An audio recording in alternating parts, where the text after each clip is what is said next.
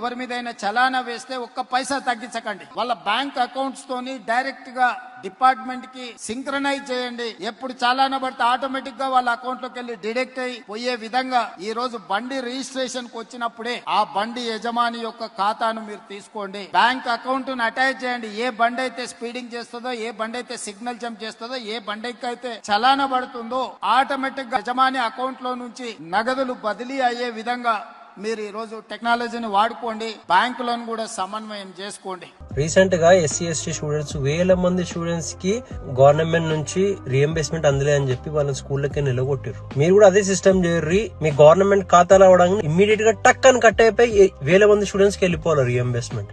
అదే కాకుండా మీరు 6 హామీలు ప్రజలకు స్కీములు ఏవైతే ప్రామిస్ చేసారో వాటి కోసం కూడా మనీ ఇవ్వడానికి టక్ అని కట్ అయిపోయి వాళ్ళందరికి వెళ్ళిపోవాలి. ఇమీడియట్ వాళ్ళకి ఇలా పోర్టల్ ఇవ్వడానికి టక్ అని చెప్పి మిషన్ వచ్చి పోర్టల్ కవర్ చేసి వెళ్ళిపోవాలి. అలా టక్ అనే పద్ధతిలో ఫస్ట్ గవర్నమెంట్ లో పాటించినాక అప్పుడు పబ్లిక్ అప్లై చేయాలి.